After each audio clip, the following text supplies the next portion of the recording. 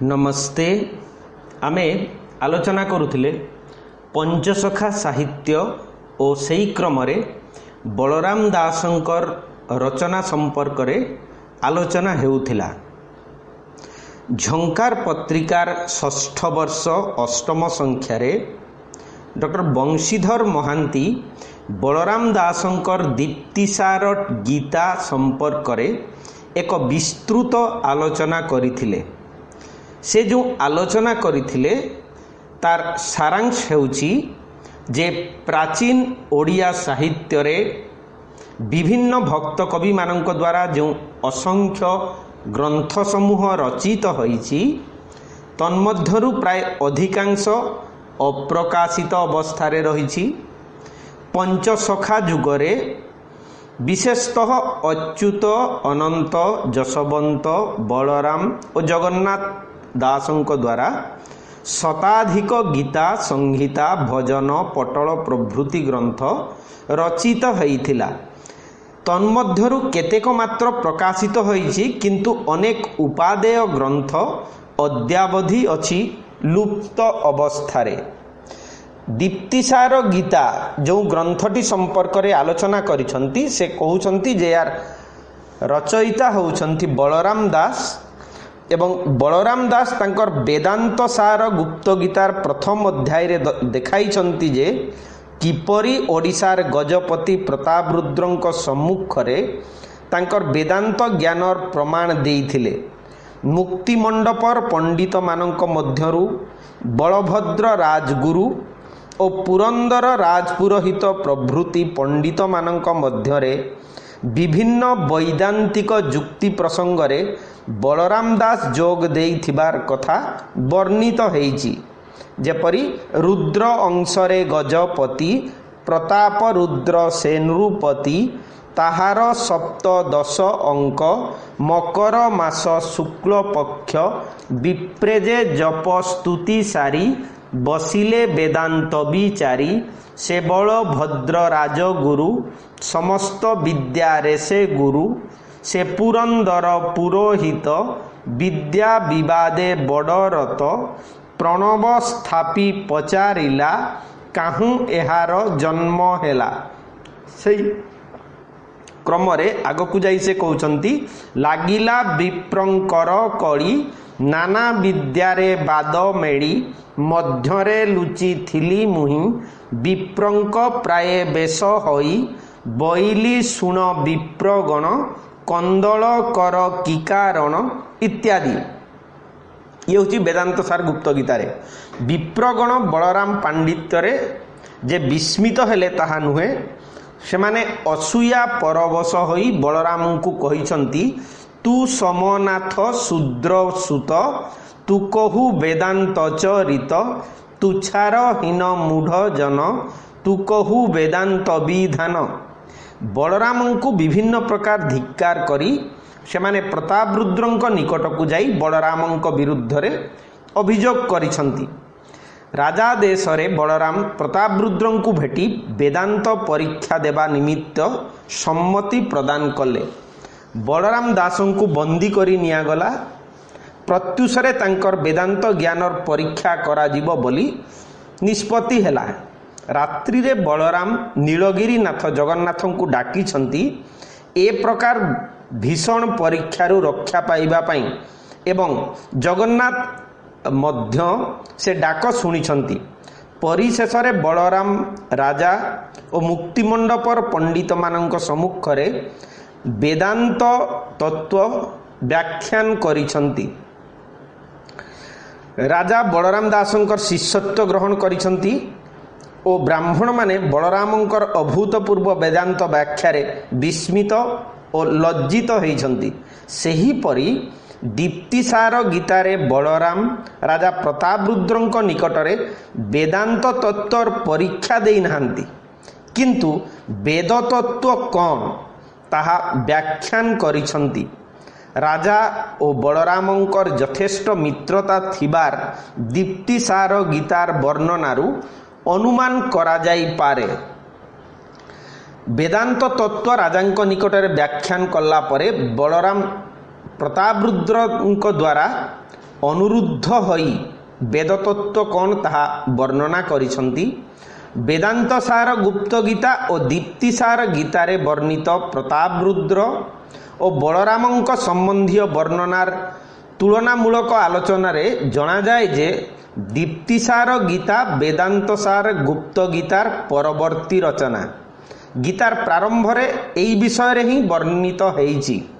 କବି ଲେଖିଛନ୍ତି, ଶୁଣିମା ସୁଜନ ଗୀତାର ବିଧାନ ଦିନେ ମୁକ୍ତ ମଣ୍ଡପରେ ସମସ୍ତ ବିପ୍ରେ ପୁରାଣ ମାନ ତହିଁ ପଢ଼ନ୍ତି ହରସ ଭରେ। ମହାରାଜା ହିଁ ବିଜେ କଲେ ଯାଇ ମୁଇଁ ଅଛଇ ଶଙ୍କର ସମସ୍ତେ ଯାଇ ମଣ୍ଡପରେ ବସିଲୁ ସଙ୍ଗେ ପାତ୍ର ହଳଧର। ପ୍ରତାପରୁଦ୍ର ବ୍ରାହ୍ମଣମାନଙ୍କୁ ବେଦତତ୍ତ୍ୱ ବ୍ୟାଖ୍ୟାନ କରିବା ନିମିତ୍ତ ପଚାରିଛନ୍ତି ଓ ତନ୍ମଧ୍ୟରୁ ପଣ୍ଡିତ ପୀତାମ୍ବର ପୁରୋହିତ ଓ ଅନ୍ୟାନ୍ୟ ବହୁ ପଣ୍ଡିତ ବିଭିନ୍ନ ବିଷୟ ଆଲୋଚନା କଲେ ମଧ୍ୟ ରାଜାଙ୍କର ତହିଁରେ ଆଦୌ ହୃଦବୋଧ ହୋଇନାହିଁ। ରାଜଗୁରୁ ପରିଶେଷରେ କହିଛନ୍ତି ଯେ ବେଦତତ୍ତ୍ୱ କେବଳ ହିଁ ବଳରାମ ଦାସ ବ୍ୟାଖ୍ୟାନ କରିପାରିବେ। ରାଜଗୁରୁ କହି ଶୁଣ ରାଜା ସାଇଁ ବର୍ଣ୍ଣନା ନହିବ ଆମ୍ଭରେ ବଳରାମ ଦାସେ ସଂଶୟ ଫେଇବ ଭକ୍ତ ରାଜ ସେହୁ ଭଲେ। ଏହାପରେ ବଳରାମ ଆନନ୍ଦରେ ବେଦତତ୍ତ୍ୱ ବ୍ୟାଖ୍ୟାନ କରିଛନ୍ତି ଓ ବିଭିନ୍ନ ଧର୍ମତତ୍ତ୍ୱର ଆଲୋଚନା ମଧ୍ୟ ପ୍ରସଙ୍ଗକ୍ରମେ ପ୍ରଦାନ କରିଛନ୍ତି। ସେ କୌଳ ଧର୍ମ ସମ୍ପର୍କରେ କହୁଛନ୍ତି ଯେ ଏହା ଶାକ୍ତ ଓ ଶୈବ ଧର୍ମର ଅନ୍ତର୍ଭୁକ୍ତ ଓ ସେ ସାଧନା ବହୁ କଷ୍ଟ ସାପେକ୍ଷ।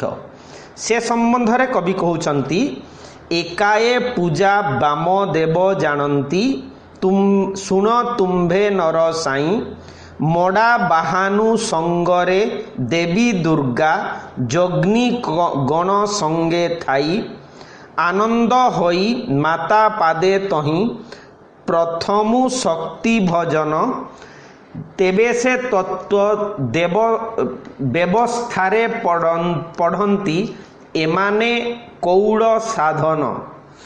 ବଳରାମ ଦାସ ଏ ସମସ୍ତ କଥା ବଳରାମ ଦାସଙ୍କର ଏହି ସମସ୍ତ କଥା ଗଜପତି ପ୍ରତାପରୁଦ୍ରଙ୍କୁ ବୁଝାଉଥିବା ବେଳେ ତତ୍କ୍ଷଣାତ୍ ରାଜଗୁରୁ ବଳରାମଙ୍କ ଉକ୍ତିର ପ୍ରତିବାଦ କରି ବୈଷ୍ଣବ ଧର୍ମ ତତ୍ତ୍ୱ କଥା ବୁଝାଇବା ପାଇଁ ଆହ୍ୱାନ କରିଛନ୍ତି। ବଳରାମଙ୍କୁ ରାଜଗୁରୁ କହିଛନ୍ତି ଯେ ସେ ଯାହା ବର୍ଣ୍ଣନା କଲେ ତାହା ଶାକ୍ତ ଧର୍ମର ଅନ୍ତର୍ଭୁକ୍ତ ଓ ପ୍ରକୃତ ବେଦତତ୍ତ୍ୱ ବ୍ୟାଖ୍ୟା ରାଜାଙ୍କୁ ବୁଝାଇବା ପାଇଁ ଦାସଙ୍କୁ କହି ପକ୍ଷାନ୍ତରେ ତାଙ୍କର ଚରିତ୍ର ପ୍ରତି ଆକ୍ରୋଶ କରିଅଛନ୍ତି। ରାଜଗୁରୁ ବୋଲେ ଶୁଣିମା ଗୋସାଇଁ ଏଥେ ତୁମ୍ଭେ ଥାଅ ପରା ଦୁଇ ଚାରି ଥର କଟୁଆଳ କହେ ଦାସେ ପଡ଼ିଛନ୍ତି ଧରା। ଚାରୁ ବେଶ୍ୟା ଘରେ ନିରନ୍ତରେ ଥାଇ ମହା ଆନନ୍ଦ ରସରେ ଆମ୍ଭେ ତହୁଁ ସେ କଥା ବିଚାରି ଜାଣୁଥାଉଁ ଫିଟିଲା ଏତେ ଦିନରେ।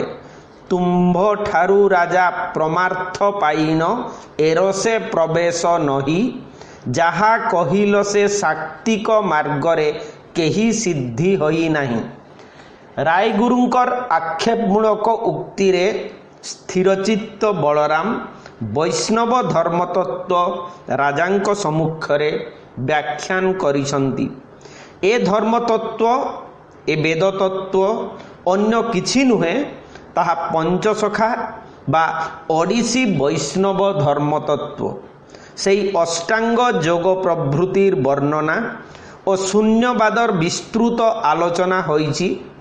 ବଳରାମ ଭକ୍ତି ତତ୍ତ୍ୱ କ'ଣ ତାହା ସେ ବର୍ଣ୍ଣନା କରିଛନ୍ତି ଓ ତାହା ଦ୍ୱାରା ବ୍ରହ୍ମ ଦର୍ଶନ ଅନାୟାସରେ ଘଟିପାରିବ ବୋଲି କହିବା ପରେ ରାଜା ଓ ଅନ୍ୟାନ୍ୟ ପଣ୍ଡିତମାନେ ଆଶ୍ଚର୍ଯ୍ୟ ହୋଇ ପଡ଼ିଛନ୍ତି।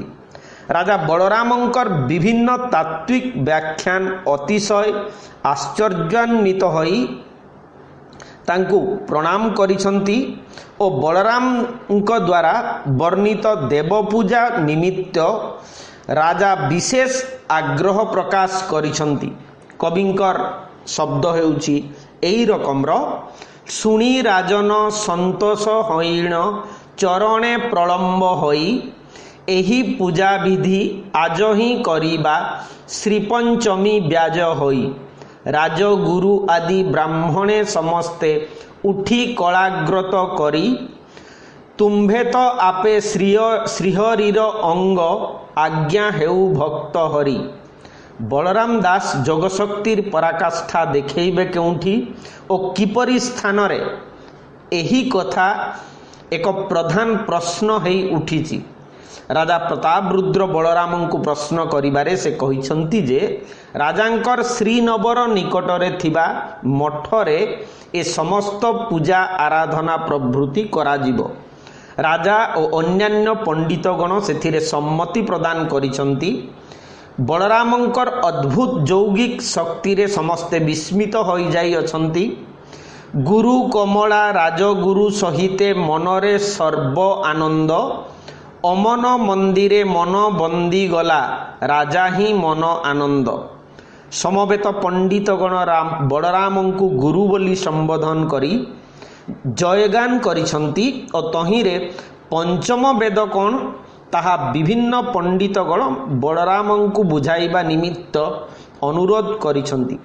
ଶିଶୁ ବେଦ ପଞ୍ଚମ ବେଦ ଓ ତାର ଆୟତ୍ତରେ ଜୀବ ବ୍ରହ୍ମ ଦର୍ଶନ କରିବାକୁ ସମର୍ଥ ହୁଏ ବୋଲି ସେ କହିଛନ୍ତି। ବଳରାମ ଶେଷରେ ଗଜପତିଙ୍କୁ ବେଦର ସାରତତ୍ଵ କହିଛନ୍ତି। ଏଣୁ ରାଜନ ଏକ ଭାବ ମଣ ସବୁ କର୍ମ ମିଛ ହୋଇ ବେଦର ସାରତ ନୟନ ଅଗ୍ରରେ ଆତ ଜାତେ ବ୍ରହ୍ମେ ରହି। ଚାରି ସରୋବର ଚାରି ଦିଗର ମଧ୍ୟେ ଶିଶୁ ବେଦ ଶୋଭା, ଗହଳ ଚହଳ ଶବଦ ବାରିବ ଶୂନ୍ୟ ସମାଧିକି ଲୋଭା। ଭକ୍ତ ବଳରାମଙ୍କର ଯୌଗିକ ଶକ୍ତି ତଥା ଶୂନ୍ୟ ସମାଧି ତତ୍ଵରେ ସମସ୍ତେ ଆଶ୍ଚର୍ଯ୍ୟାନ୍ୱିତ ହୋଇଛନ୍ତି ଏବଂ ବଳରାମଙ୍କର ଚରଣ ବନ୍ଦନା କରିଛନ୍ତି। ବଳରାମ ନିଜେ ଗ୍ରନ୍ଥରେ ଲେଖିଛନ୍ତି ଓ ଶେଷ ଉପଦେଶ ଭକ୍ତମାନଙ୍କୁ ପ୍ରଦାନ କରିଛନ୍ତି। ଶୁଣି କରି ସର୍ବେ ଆନନ୍ଦ ହଇଣ ମୋପାଦ ଧଇଲେ ଯାଇ, ମୁହିଁ ତାହାଙ୍କୁ କଳାଗ୍ରତ କରିଣ ପାଶେ ବସାଇଲି ନେଇ। ତୁମ୍ଭେ ସମସ୍ତେ ଏହି ଭାବେ ରହିଲେ ନିଶ୍ଚୟ ମୁକତ ହୋଇବ, ଯାହା ତ ଦେଖିବ ତାହା ଦେଖୁଥିବ ଶୁଣ ଆଗେ ପ୍ରିୟ ସର୍ବ। ନାମ ସଙ୍ଗତେ ନିମଗ୍ନ ହେଲେ ସିନା ସବୁଠାରେ ପାଇ ଯଶ, ଶ୍ରୀହରି ଚରଣେ ଶରଣ ପଶଇ ଭଣେ ବଳରାମ ଦାସ। ଏହି ହେଲା ଦୀପ୍ତିସାର ଗୀତାର ସଂକ୍ଷିପ୍ତ ପରିଚୟ ମାତ୍ର। ପଞ୍ଚଦଶ ଓ ଷୋଡ଼ଶ ଶତାବ୍ଦୀର ପ୍ରଥମ ଭାଗରେ ଭାରତ ମଧ୍ୟରେ ଓଡ଼ିଶା ଏକ ପ୍ରଧାନ ଧର୍ମଭୂମିରେ ଯେ ପରିଣତ ହେଲା କହିବା ବାହୁଲ୍ୟ ମାତ୍ର। ଓଡ଼ିଶା ଧର୍ମଭାବ ସେତିକିରେ ହିଁ ଚୂଡ଼ାନ୍ତ ଲାଭ କରିଛି ଓ ତାର ପ୍ରମାଣ ଦିଏ ପଞ୍ଚସଖା ସାହିତ୍ୟର ଅନେକ ଧର୍ମଗ୍ରନ୍ଥ ଓ ସର୍ବୋପରି ଗୌଡ଼ୀୟ ବୈଷ୍ଣବ ଧର୍ମଗ୍ରନ୍ଥ ଚୈତନ୍ୟ ଚରିତାମୃତ। ଚୈତନ୍ୟ ଚରିତାମୃତର ବର୍ଣ୍ଣନାରୁ ଜଣାଯାଏ ଯେ ଗଜପତି ପ୍ରତାପରୁଦ୍ର ଦେବ ଶ୍ରୀ ଚୈତନ୍ୟଙ୍କର ଶିଷ୍ୟତ୍ୱ ଗ୍ରହଣ କରିଥିଲେ, କିନ୍ତୁ ଅଚ୍ୟୁତାନନ୍ଦ ବଳରାମଙ୍କର ବିଭିନ୍ନ ଗ୍ରନ୍ଥ ଓ ଜଗନ୍ନାଥ ଚରିତାମୃତ ଗ୍ରନ୍ଥର ପାଠରେ ଉପର୍ଯ୍ୟୁକ୍ତ ମତ ଲକ୍ଷିତ ହୁଏ ନାହିଁ। ଦୀପ୍ତିସାର ଗୀତା ବ୍ୟତୀତ ବେଦାନ୍ତ ସାର ଗୁପ୍ତ ଗୀତାର ସପ୍ତଦଶ ଅଧ୍ୟାୟରେ ମଧ୍ୟ ଲିଖିତ ହୋଇଛି, ମହାରାଜା ପ୍ରତାପରୁଦ୍ରପତି ବଳରାମ ଦାସଙ୍କୁ ଗୁରୁ ଚିନ୍ତି, ତେଣୁ ଲଭିଲେ ପରମ କାରଣ ଶ୍ରୀ ଜଗନ୍ନାଥ ପାଦରେ ଶରଣ। ବଳରାମ ଦାସ ଯେଉଁଥିପାଇଁ ଓଡ଼ିଶାର ଘରେ ଘରେ ପରିଚିତ ତାହା ଲକ୍ଷ୍ମୀ ପୁରାଣ ସହିତ ତାଙ୍କ ରଚିତ ଦାଣ୍ଡି ରାମାୟଣ ବା ଜଗମୋହନ ରାମାୟଣ। ଆଜି ଆଲୋଚନାରେ ସେହି ଦାଣ୍ଡି ରାମାୟଣ ପ୍ରସଙ୍ଗରେ ଆମେ ଆଲୋଚନା କରିବା। ବଳରାମ ଦାସ ବିପ୍ରଙ୍କ ମୁଖରୁ ଶାସ୍ତ୍ର ପୁରାଣ ଶୁଣି ରାମାୟଣ ଲେଖିବାର ସଂକଳ୍ପ କଲେ। ଜଗନ୍ନାଥଙ୍କ ଆଜ୍ଞାରୁ से ग्रंथ लेखा आरंभ कले बोली आद्य कांडरे सूचित करिसंती। तांकर वाक्य होउची शास्त्र पुराण शुणिली मुहि विप्र मुखे तेणु सेवा करे तो चरणे आत्म सुखे शुणी सुप्रसन्न मते हेले जगन्नाथ हृदय प्रसन्न हेले शंख चक्र हस्त श्री जगन्नाथंक आज्ञा शिरे मु धरी ग्रंथ बखाणिबा इच्छा आदि अंत करी। एई रामायण लेखिला बेलकू कविंकु मोटे 30 वर्ष हेइथिला। उत्तराखंड से उल्लेख करिसंती जनमरु मूर्ख मुझे अल्प बयस ग्रंथ कला बेलकू बयस 30। तेबे तार इंगितात्मक बा सांकेतिक अर्थ भिन्न हेले मध्य आमे कहि पारिबा जे प्रायतः 30 वर्ष बेलकू से एई ग्रंथ रचना करिथिले। तेणु रामायण रचना बेलकू चैतन्य देवंक सहित बलरामंकर देखा नहेइथिबा अनेक आलोचक स्वीकार करिसंती। तेबे जगमोहन रामायण बा दांडी रामायण सहित दांडी रामायण बाबदरे आमे आलोचना करिबा बेलकू संस्कृत रे रचित वाल्मीकि रामायण प्रसंग रे मध्य किछि तथ्य मने रखिबा जरूरी। प्रथम रे होउची संस्कृत रे जो वाल्मीकि रामायण रही तार आरंभ रे जो प्रभेद आमर दांडी रामायण रे रही से संपर्क रे केतोटी तथ्य आगे जानिबा जरूरी। प्रथम कथा होउची ग्रंथर आरंभ रे जगन्नाथंकु वंदना करिबा परे कवि राम नामर महिमा कीर्तन करिसंती दांडी रामायण रे। तारक राम नाम स्वयं शंकरंकु पापरु मुक्त करिथिला। शंकर दक्षंकर महायज्ञ ध्वंस करि देबारु शंकरंकु पाप लागिला। ता फल रे शंकरंकर शरीर दिनकु दिन क्षीण हेबाकु लागिला। ब्रह्मांकर परामर्श रे प्रतिदिन सूचिमंत होई शंकर तारक राम नाम जप करिबारु किछि दिन परे तांकर देह सबल ओ सुंदर होई गला। पार्वती को शंकर रामावतार कारण ओ चरित कहिले। विश्रवा सुत दशाननर जन्म देवता और मानव मानक प्रति तार घोर अत्याचार कथा प्रथमे बलराम दास शंकरंक मुखरे वर्णना कले। रावण स्वर्गर देवता मानंकु और मर्त्यर बहु राजांकु निज पाद तले खटाइले। दिने कुशध्वज राजांकर दुहिता वेदमती विष्णुंकु बर रूपे पाइबा उद्देश्य रे तप करुथिबा बेले रावण तपस्थल रे उपस्थित हेले एवं कामरे मत्त होई तांकु धइले। वेदमतींकर तपस्या भंग हेबारु वेदमती महाकप कले एवं से ब्रह्म अग्नि जात कले। ब्रह्म अग्नि को देखी रावण भय पाइले। वेदमती कपरे साप देले बोइला विष्णु को मुझे बरी अच्छी मने मोहर निमंते तते मारंतु से रणे। आदि कांडरे कवि यह उल्लेख करिसंती। वेदमती निज अंग को अप्रतिष्ठा मणि अग्नि रे झास देले ओ परे सीता रूपरे अवतीर्ण हेले। तापरे देवता मानंकर स्तुति रे स्वयं विष्णु राम अवतार धारण करी रावण को निधन कले। बलराम दासंक रामायणर आरंभ मूल रामायण ठारू भिन्न। वाल्मीकि महर्षिंक रामायण रे ग्रंथ आरंभर अन्य रूप विवरण देखा जाए। दिने नारदंकु महर्षि वाल्मीकि पचारिले मर्त्यलोकरे एबे किए सर्वापेक्षा बड़ वीर जितेन्द्रिय सत्यप्रिय गुणधारी सच्चरित्र क्रोधशून्य सुपंडित हिंसाहीन। नारद कहिले वर्तमान जणे केवल से भली महापुरुष जीवित अछंती, से होउछंती इक्ष्वाकु वंशर वीर चूड़ामणि रामचंद्र। ଏହା କହିବା ପରେ ନାରଦ ସମଗ୍ର ରାମାୟଣର ସାର କଥା ବାଲ୍ମୀକିଙ୍କୁ କହିଲେ। ନାରଦଙ୍କ ଠାରୁ ବିଦାୟ ହୋଇ ବାଲ୍ମୀକି ତମସା ତୀରକୁ ଗଲେ। ଏହି ତମସା ତୀରରେ ନିଷାଦ କର୍ତ୍ତୃକ କ୍ରୌଞ୍ଚ ବୋଧ ଦର୍ଶନ, ନିଷାଦ ପ୍ରତି ମୁନିଙ୍କର ଅଭିଶାପ, ମୁନିଙ୍କ ମୁଖରୁ ଶ୍ଲୋକ ନିଃସରଣ ପ୍ରଭୃତି ବୃତ୍ତାନ୍ତ ମୂଳର ଦ୍ୱିତୀୟ ସର୍ଗରେ ବର୍ଣ୍ଣିତ। ପ୍ରଜାପତି ବାଲ୍ମୀକିଙ୍କ ମୁଖରୁ ଏ ଶ୍ଲୋକ ଶୁଣି ରାମଚରିତକୁ ଏହି ଶ୍ଲୋକ ବନ୍ଧରେ ଲେଖିବା ପାଇଁ ଅନୁରୋଧ କରିବାରୁ ଋଷି ବାଲ୍ମୀକି ରାମାୟଣ ରଚନା କଲେ।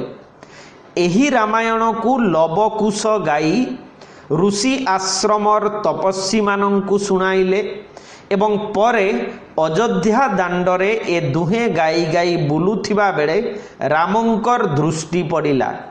ରାମ ତାଙ୍କର ଭ୍ରାତାଗଣ ଓ ଅମାତ୍ୟମାନଙ୍କୁ ରାଜସଭାରେ ସମଗ୍ର ରାମାୟଣ ଗାନ କରି ଲବକୁଶ ଦୁହେଁ ଶୁଣାଇଥିଲେ। ମୂଳର ଏହି ପ୍ରସଙ୍ଗ ବଳରାମ ଦାସଙ୍କ ରାମାୟଣରେ ନାହିଁ। ଦ୍ୱିତୀୟରେ ବଳରାମ ଦାସଙ୍କ ରାମାୟଣରେ ନିମ୍ନଲିଖିତ ବୈଶିଷ୍ଟ୍ୟ ଗୁଡ଼ିକ ଦେଖାଯାଏ। ପ୍ରଥମ ବୈଶିଷ୍ଟ୍ୟ ହେଉଛି ମୂଳର କାଣ୍ଡ ସଂଖ୍ୟା ଓ କାଣ୍ଡ ନାମ ଅନୁକ୍ରମଣିକା ବଳରାମ ଦାସ ଠିକ୍ ରଖିଛନ୍ତି। ଦ୍ୱିତୀୟରେ ମୂଳରୁ ପ୍ରତ୍ୟେକ କାଣ୍ଡର ସାର କଥାକୁ ଅବଲମ୍ବନ କରି ବଳରାମ ଦାସ ଗ୍ରନ୍ଥ ଲେଖିଛନ୍ତି। ତୃତୀୟରେ ମୂଳର ବହୁତ କଥା ତ୍ୟାଗ କରି ନିଜର କପୋଳ କଳ୍ପିତ ବହୁତ ବିଷୟ ବଳରାମ ଦାସ ଯୋଡ଼ିଛନ୍ତି। ଚତୁର୍ଥତଃ ମୂଳ ରାମାୟଣର ସାର କଥାର ଅସ୍ଥି କଙ୍କାଳ ସହିତ ବଳରାମ ଦାସଙ୍କ ରାମାୟଣର ସାର କଥାର କିଛି ସାଦୃଶ୍ୟ ଥିବା ବ୍ୟତୀତ ମୂଳ ଗ୍ରନ୍ଥର ଅନ୍ୟ କୌଣସି ପ୍ରକୃତିର ବଳିଷ୍ଠ ପ୍ରକାଶ ଏଥିରେ ନାହିଁ। ତୃତୀୟରେ ମୂଳ ଗ୍ରନ୍ଥର ଗାମ୍ଭୀର୍ଯ୍ୟ ସୁସ୍ପଷ୍ଟ ଓ ବଳିଷ୍ଠ ଚରିତ୍ର ଚିତ୍ରଣ ଏଥିରେ ନାହିଁ। ଆମେ ଯଦି ତାକୁ ଭିନ୍ନ ଭାବରେ ଅବତାରଣା କରିବା, ମୂଳ ମହାଭାରତରେ ମୂଳ ରାମାୟଣରେ ଯେଉଁ ବାଲ୍ମୀକିଙ୍କ ରାମାୟଣରେ ସବୁ ଚରିତ୍ର ମାନେ ଦିବ୍ୟ ବା ଦିବ୍ୟ ଗୁଣ ସମ୍ପନ୍ନ, କିନ୍ତୁ ଦାଣ୍ଡି ରାମାୟଣର ବା ଜଗମୋହନ ରାମାୟଣର ଚରିତ୍ର ମାନେ ଅଧିକତର ମାନବୀୟ ଗୁଣ ସମ୍ପନ୍ନ। ଚତୁର୍ଥ ଯଦି ଆମେ ଦେଖିବା, ବାଲ୍ମୀକି ରାମାୟଣ ପୁରାଣ ହେଲେ ମଧ୍ୟ ଏହା ଏକ ଉତ୍କୃଷ୍ଟ କାବ୍ୟ ବା ମହାକାବ୍ୟ। ବଳରାମ ଦାସଙ୍କ ରାମାୟଣ ଏହି ସ୍ତର ପର୍ଯ୍ୟନ୍ତ ପହଞ୍ଚି ପାରିନାହିଁ ବୋଲି ଆଲୋଚକମାନେ କହନ୍ତି। କିନ୍ତୁ ସ୍ଥଳ ବିଶେଷରେ ବଳରାମ ଦାସଙ୍କର କଳ୍ପନା ଶକ୍ତି ପ୍ରକାଶ ପାଇ କବିତା ମାଧୁରୀ ସୃଷ୍ଟି କରିପାରିଛି। ବାଲ୍ମୀକିଙ୍କ ରାମାୟଣ ଓ ବଳରାମ ଦାସଙ୍କ ରାମାୟଣ ଭିତରେ ଏହିପରି ବହୁ ପ୍ରଭେଦ ଥିବା ଯୋଗୁଁ ବଳରାମ ରାମାୟଣକୁ ଏକ ସ୍ୱତନ୍ତ୍ର ଗ୍ରନ୍ଥ ବୋଲି କହିବା ଉଚିତ ହେବ। ବଳରାମ ଦାସଙ୍କ ରାମାୟଣରେ ପ୍ରଚଳିତ ବାସ୍ତବ ବିଷୟର ବହୁ ବର୍ଣ୍ଣନା ଓ ଆଲୋଚନା ଥିବାରୁ ଏହା ବହୁ ଲୋକପ୍ରିୟ ହୋଇପାରିଛି। ଜନସାଧାରଣ ଏହାକୁ ଶ୍ରଦ୍ଧାର ସହିତ ପାଠ କରନ୍ତି। ଚରିତ ଓ ଚରିତ୍ର ନୀତି ନିୟମ ପ୍ରଭୃତି ସେମାନଙ୍କର ବହୁଦିନର ପରିଚିତ ଥିଲା ପରି ପ୍ରତୀତ ହେଉଥିବାରୁ ଏହାକୁ ବାରମ୍ବାର ପାଠ କରି ଆନନ୍ଦ ଓ ଶାନ୍ତି ଉପଭୋଗ କରନ୍ତି। ଏହି କାରଣରୁ ବଳରାମ ଦାସଙ୍କ ରାମାୟଣର ବିବିଧ ବିଷୟବସ୍ତୁକୁ ବହୁଳାଂଶରେ ଅନୁସରଣ କରି कवि सम्राट उपेन्द्र भंज, वैदेहीश विलास, विश्वनाथ खुंटियांकर विचित्र रामायण ए सबू रचना करिसंती। अन्यान्य बहु कवि एही छंद अनुसरण करी रामलीला ग्रंथ मान रचना करिसंती। परवर्ती जुगर अधिकांश ओडिया रामचरित काव्यर कथावस्तु पई वाल्मीकि रामायण अपेक्षा जगमोहन रामायण कथावस्तुर भंडार जेपरी हेई पड़िछि। जो किछि प्रसंग वाल्मीकि रामायण रे अछि से सबु जिनिस को प्रायतः बलराम दास परित्याग करिसंती एवं ताकू आमे त्यक्त्य प्रसंग हिसाब रे ग्रहण करि परिबा। बलराम दास मूलर केतेक विषय त्याग करिसंती, जेपरी विश्वामित्र निज आश्रम को राम लक्ष्मण को नेइथिबा बेले बाटरे काम दहन बा कामाश्रम वन, सरजू नदीर उत्पत्ति, विश्वामित्रंकर अस्त्रदान, ताड़कार अत्याचार प्रभृति मूल विषयरु दासे केतेक परित्याग करिसंती। जहाबा वर्णना करिसंती सेथिरे क्रम मध्य रक्षा करिनाहांती। रामावतार समय रे देवता माने किए की रूपरे केतेबेले मर्त्यरे जन्म हेबे ताहा मूलरे जेपरी लेखा होइअछि बलराम दास सेपरी लेखि नाहांती। सेथिरु केतेक परिवर्तन करिसंती एवं क्रम रक्षा मध्य करिनाहांती। प्रसंग क्रम रे एई सबु विषय विभिन्न स्थान रे से उल्लेख करिसंती। सगर राज चरित और कुमारोत्पत्ति चरित्र मध्य क्रम रे अलट पालट करिसंती। नूतन विषय संयोजना बाबद रे जदि आमे देखिबा जगमोहन रामायण रे वाल्मीकि रामायण रे नथिबा बहु विषय दिया जाइछि। तन्मध्यरु प्रथम कथा आदि कांड रे जरता प्रसंग रे जरतार नाम और ऋष्य शृंगं को भूलेई आनिबा पई जरतार नानाविध कौशल, एही प्रसंग रे अन्यान्य वर्णना यथा दशरथंकर कन्यांक सहित ऋष्य शृंगंकर विवाह प्रसंगटी अग्नि पुराण रे मध्य देखा जाए, हरिश्चंद्र उपाख्यान इत्यादि। अयोध्या कांड रे मंथरार पूर्वजन्म प्रसंग, किष्किंधा कांड रे लीलावती हरण, बानर सेनार समावेश प्रसंग रे रणाई बणाई बामंडा प्रभृतिर नामकरण, बकपंचक कुक्कुटीर बरलाभ, सुंदरा कांड रे हनुमानंकर लंका प्रवेश प्रसंग रे हनुमानंकर माया रूप धारण, राम विभीषणंक संवाद रे कली जुगरे ब्राह्मणंक अवस्था, गुंडुची मूषा उपाख्यान, रामंकर रामेश्वर लिंग को पूजा, युद्धकांड रे राम तालीर उत्पत्ति, गंधमार्दन पर्वत आनयन प्रसंग रे हनु भारत संवाद। तेबे एई प्रसंगटी महानाटक रे मध्य मिले। संथ पंडा उपाख्यान जहा मार्कंड पुराण रे सती स्त्री कोष्ठरोगी स्वामी उपाख्यानर अनुरूप। सेहिपरि उत्तराकांड रे निमि राजा चरित, उर्वशी मित्र करण उपाख्यान, जजाति उपाख्यान, सीता त्याग संपर्क रे कारण निर्देश और तारा अभिशाप प्रसंग ए सबु होउची बलराम दासंकर नूतन बा मौलिक सर्जना बा संयोजना। बलराम दास जगन्नाथंकर और ओडिशार विभिन्न क्षेत्रर वर्णना देइछंती। मूलरे किंतु वाल्मीकि रामायण रे एगुड़िक नाही। एहा व्यतीत कथोपकथन वर्णना प्रभृति छोट बड़ बहु विषय रे कवि स्वातंत्र देखाई अनेक रमणीय चित्र सृष्टि करिछंती। एथिरु केतोटी प्रसंग अन्यान्य पुराण मानंकरे मध्य मिले। प्रचलित किंवदंती को आश्रय करी कवि केते चित्र मध्य सृष्टि करिसंती एवं एगुडी को असंगत बा अप्रासंगिक मध्य कही हेबो नाही।